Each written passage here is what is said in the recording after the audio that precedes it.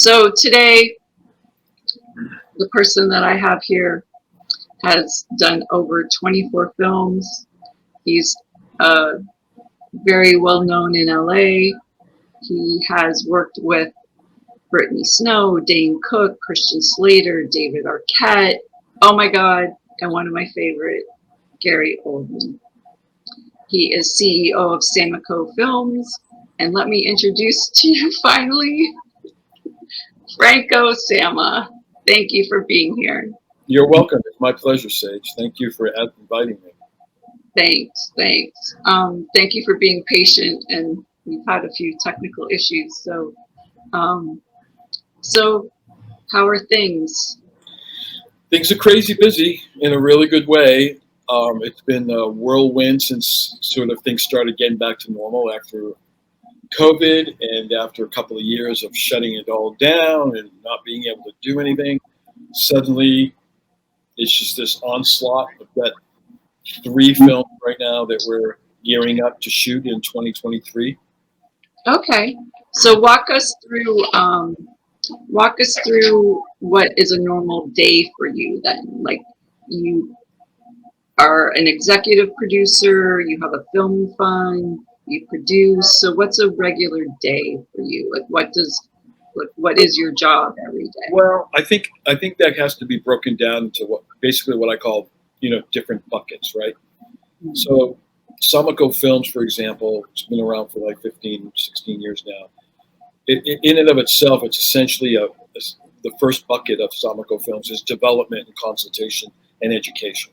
Development, consultation, and education. So a lot of filmmakers come to us when they have a project that they want to get off the ground, but they don't know really how to start. They don't know. They have a script, but right. They don't have, and they're looking for funding, but they don't. Okay. They're missing the connection between having a script and getting money, which is okay. What is that connection? What are those steps? It's an entire universe that exists in the development phase that people don't even realize, right? So, okay. And that's where the education comes in. So, for example, I teach a 6-week online course, but it's a private one. It's not something you can just click on and watch a video. It's actually me like this sitting with the person for 90 minutes a week for 6 weeks and educating them. So that's the first step, is the education, because if you don't really understand how one goes about raising money for an independent film, then the odds are you're not going to be successful at doing it. So that's why there are a lot of companies out there that provide some of the services that we provide, like getting budgets and schedules and casting and lawyers and all that stuff. We have a whole army of a team that we bring to every project that we develop. But and that's exactly the point. Is like those are the things that people don't even realize they need. And again, they think, well, I have a good script, so somebody should just give me $2 million so I can go. And we both know that is not what happens. It's not how it works. So I really anchor the work we do in education. So once we get past that, then we can talk about going into the development program, which is a service-based program where we actually provide all of the resources to help and educate and get the filmmaker to the other side, where they can bring it to an investor, like where it's what I call investable, a package, something right. that an investor would be interested in looking at. Because I think what a lot of people don't recognize is that investors are here to make money, right? That's what they want. And you can have the best idea, the best concept, the best story in the world, but until you can translate that into dollars and cents for a potential investor, they're probably not going to write you a check. So what I tell filmmakers, and I work with a lot of first and second time filmmakers, first time directors, is that rather than expecting them to understand our world of creative and story and characters and protagonists, it's incumbent upon us to speak their language, the language of the investor. And so that's you have to give the investor what they want. It's not about what you want, correct? Yeah, they have to be able to relate and understand. Like if I give you $1 million, what's the plan to make back two? How am I? Right. I have an expression, you probably heard it because I've been saying it for 10 years now. It's my catchphrase. I say, getting the money isn't the hard part. Getting the money, getting back is getting the money back is the hard part, right? Right. And so that's what most filmmakers don't focus on. They're not even thinking about getting the money back. They're just thinking about, I need $1 million or I need $3 million, and this is what I'm going to do with that money the minute I get it. But nobody's putting in focus or emphasis on the return. And for me, that is the world I live in. The world I live in is, how do you get that money back? Now, at the end of the day, it's always risky. You know, I got these 3 films I was telling you about. I got one that's $16 million, we're shooting in Canada. I got one that's about $12 million, which we're shooting probably in Savannah, Georgia. And then the third one looks like we're going to also go to Canada, which is smaller. It's about $2.5 million. So those are the 3 that I've got right now on my plate that was slated for 2023 to go into production. But it's taken years to get to this point. You know? Yeah. So this is a question. What is the quickest movie you've done, and what is the longest movie you've done? Well, the quickest one, believe it or not, was the Gary Oldman. Okay. Now, and that was only because it was a fluke, and it was just happened to be a set of circumstances. It was the perfect storm where the investor happened to. We were working on another deal that actually did not go through. So I knew that the money was here, like in the United States, and that it was available, and it was sitting there, and it was getting ready to be sent back to where it came from. Oh, wow. When I got the call, and we put that thing together in about 5 days.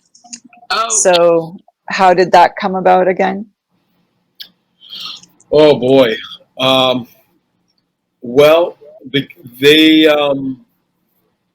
Gary was already attached, and the film was actually in production when I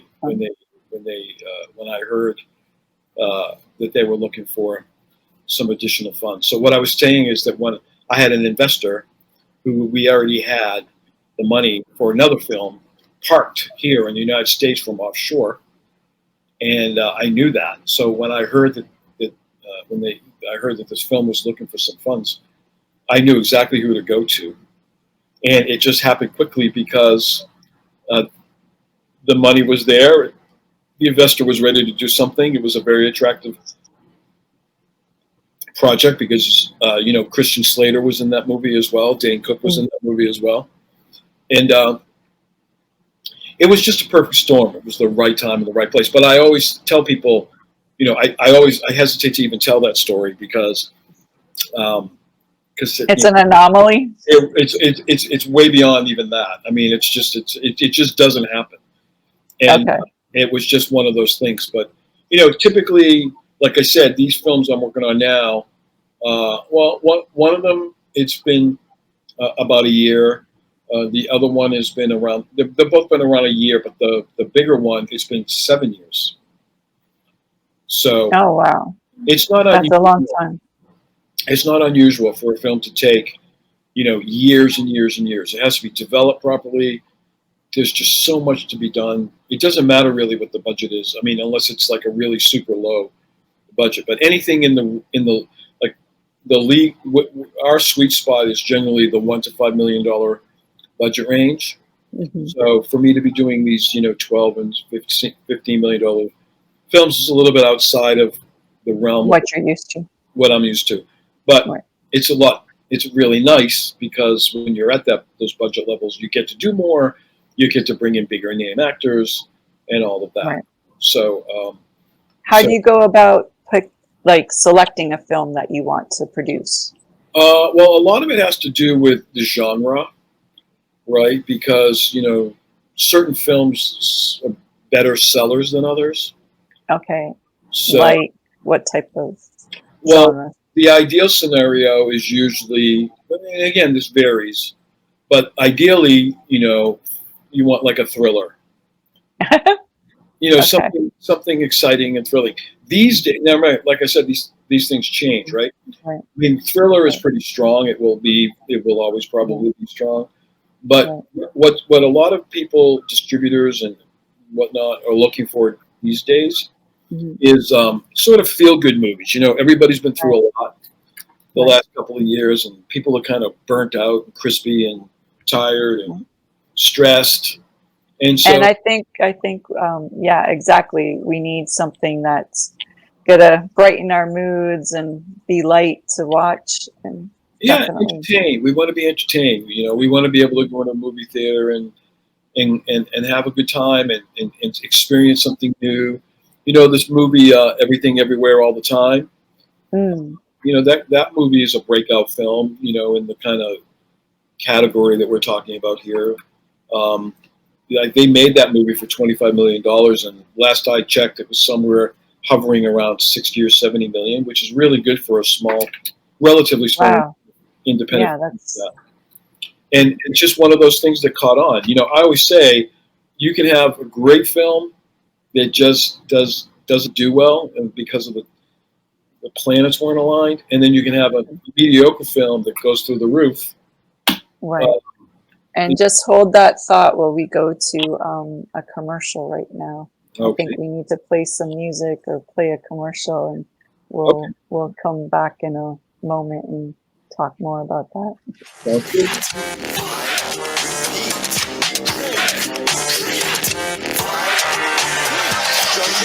Enjoy the flavor, the taste that you savor.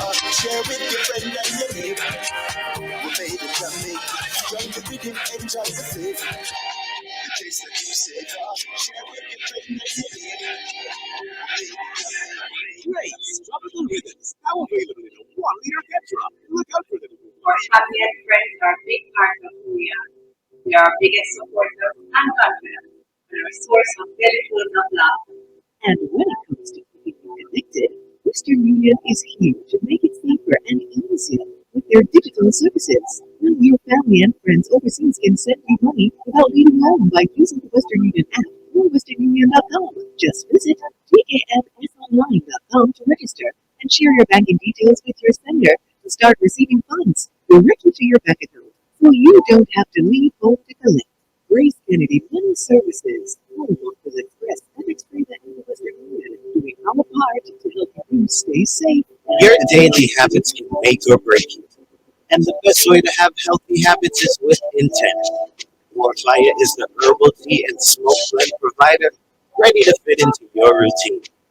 Warfire creates signature blends of powerful teas and natural smoking herbs that aid in healing and nourishing the body day after day.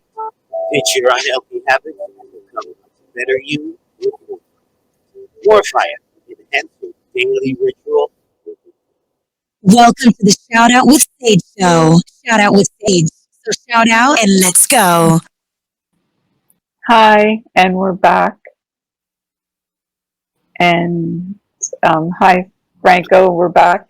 Okay. And so you were mentioning that, you know, people wanted something light and happy and grateful, which brings me to my next question for you, which is, what is your shout out? Who has been instrumental in helping you achieve your goals and getting to where you are? Well, you know, that's a tough question, because there are so many people, you know, that have inspired me along the way. But I guess so there's really two. I mean, and the reason I say that is because one unfortunately passed away many, many years ago. Mm-hmm. His name was Joe Garrity, and Joe was in New York, and it was in my former life, at a former career, and he was the first person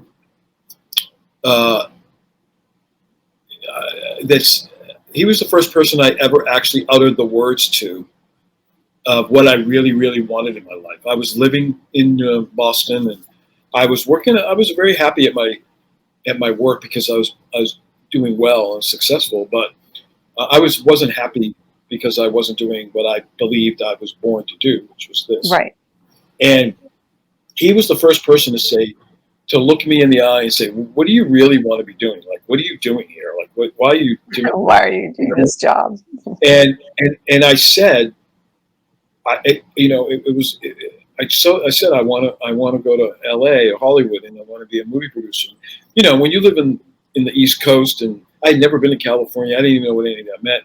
It was such a weird fantasy thing to say, but I never actually said the words. I don't even think I actually allowed myself to even think them.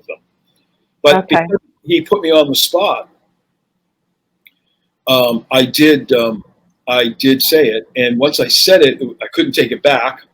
Right.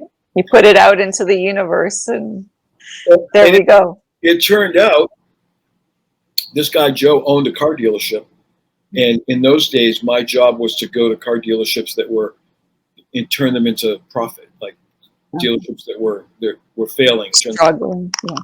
and I was a consultant basically. So it turned out that this guy happened to have Hollywood connections, and so he pushed me to actually stop talking about it and do something about it. And that was when I made the decision to get on a plane and at least come out to LA to see what it was about, you know, and at least look at the possibility of it. And had he not done that, because I was 39 getting ready to turn 40. Oh, okay.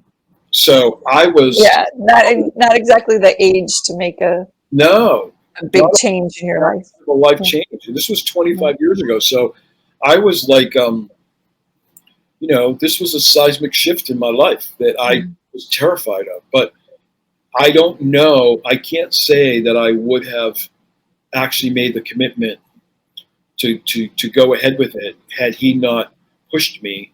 And so when he passed away, it was a very difficult time for me.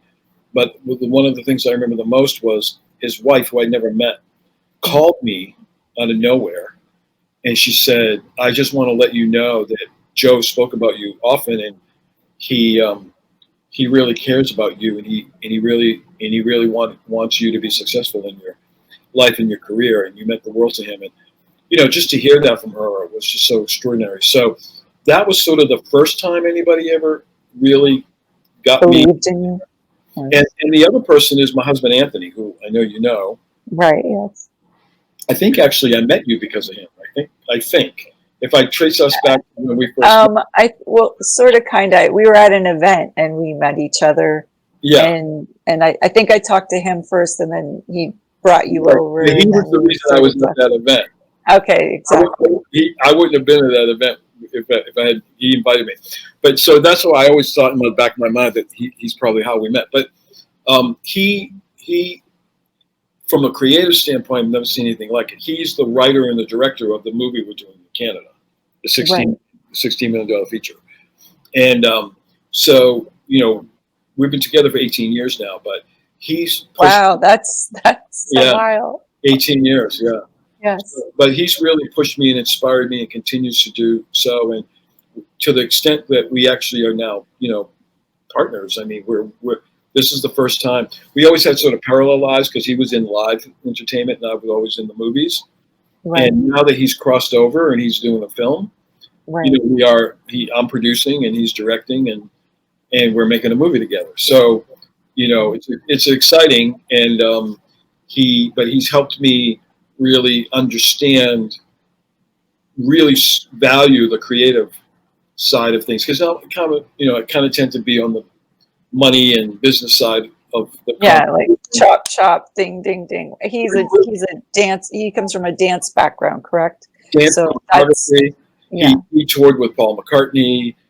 He was the first choreographer for the Backstreet Boys. He's really had an illustrious career in his own right. And now he's getting to take all of that and literally put it into this movie. Right. So it's fascinating to watch that and to see that creative transition and to watch him learn and grow. And as he learns and grows, so do I. So so he would have to be the current day person. Right. Right. What do you consider to be the most important quality someone should have to become successful in the entertainment industry? You got to have guts. You got to have guts. This is a tough business, you know. It's very, very competitive, especially now, more so than ever before, with what's going on with streaming and distribution. You have to be able to have patience and perseverance. You just have to be cut out for it. And if you're not, you're going to have a really hard time. I mean, I tell people, if you're not, then find somebody who is and partner with that person, because you just can't go it alone, and especially at the beginning. And you just have to be realistic about it. And that's one of the reasons I stay focused on the education, is because I try to find that balance between keeping the dream alive, right? But not bursting the bubble, but infusing some reality, a dose of reality into the equation, so that people can go, oh, if I'm going to be successful at this, I got to take this thing seriously. This guy, one guy on one of the 3 movies, I mentioned, he's really impressed me. He's a young guy. He's first-time director on a feature. And at the beginning, I was a little not sure about whether this was a fit for me or for him or whatever. And he just wasn't showing the right qualities, or that. I just was a little, sometimes it feels there's a little fantasy going on. Right. Well, it's show business, and a lot of people forget the business part and don't realize, like as you said before, you have to make the investors their money back. And how are you going to do that? Exactly. And right now, that's exactly at the point where we're at, where we're doing the raising of the funds. We've raised half of it, essentially. And that has been, and he has just stepped up to the plate like I've never seen.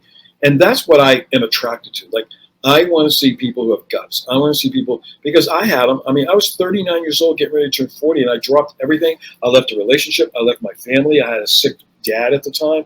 I left everything behind, and I packed up and I moved to California. I'm not saying that that's the way to go, but it was for me, and that took guts to do. And then someday, I can get into some stories of what I got here, which took me more guts. And, but you know what? I was willing to take those chances and to take those risks and to go out there and put it all on the line. And at the end of the day, it paid off. It's 25 years, and I'm still here. Right, and you're doing, bigger budget movies. You're, moving up, and you also have a film fund. Like, is your film fund part of the production, or is that separate? Well, it's not technically a fund, but I have another company, a second company. So Samaco Films, like I said, is the development and education and all that. And then I never really got to the other bucket, but the other bucket is the production, the physical, going out there. I just spent a month in Canada, spent 2 weeks in Montreal, 2 weeks in Bonjour, comment ça va? In Vancouver, and we made a decision. I grew up in Canada. So. Oh my God! Well, I love Canada. I've always have. Montreal is one of my favorite cities in the world, and to have gone back and revisited it, we have made a decision. We are definitely shooting the film there. In fact, Anthony's leaving next week to go back to get started on some of the pre-production stuff. So I love Canada. So the physical production and putting it all together and hiring the crew and getting all of the locations. So that's the physical side, that bucket of Samaco. Right. And why did you pick Canada? Because of, like, they have the tax incentives and stuff like that. Well, tax credits is one reason. From a creative standpoint, we picked it because it fits the motif of the film, because the film is set in France and Detroit, Paris and Detroit. And so we were able to get a little bit of Paris and a little bit of Detroit, all right there within the confines of Montreal. And the studios there are fantastic. And the infrastructure to make movies is really, really good. But on top of that, so that was the creative side. On the business side, yes, the tax incentives are healthy. They're one of the few places where you can stack the tax credits. So you can get like a regional tax credit and a local tax credit and a provincial tax credit, and you can add on top of each other. So you can get between 40 and 65% of a tax credit, which is huge. And then, of course, on top of that, because this film was originally, we were looking at shooting in the UK, where the dollar has plummeted. The US dollar was over there. So financially, it makes more sense to. Because now we have about a 20% currency exchange rate in our favor in Canada. So between the tax credit and the exchange rate, I can make a $20 million movie for 15. Right. Well, that sounds amazing. So, well, thank you so much for. Is there any last little bit of information you want to give before? I know you have an event to get to, so we're going to let you go. I'm right here at Warner Brothers, heading over there in a few minutes. Right. And I'm excited, so thank you for being conscious of that. Yeah, no, listen, I just tell people if they want any more information, they can email me through my website, samicofilms.com. That's the best way to reach out to me is through the website. If anybody has any questions or anything like that, or they want to know anything more about our programs or courses or the development or anything like that. And hopefully soon I'll come back when I'm ready to announce the new film fund, which we're still putting together, and maybe by the end of the year we'll have something new to announce in that regard. Okay, great. Well, thanks so much for being here and taking the time. Of course. And hopefully we can have you back when things are a little more smooth. All right, Sage. Well, thank you. It's been my pleasure. Okay, thank you, Franco. Take care. Okay. Okay. Bye. Bye.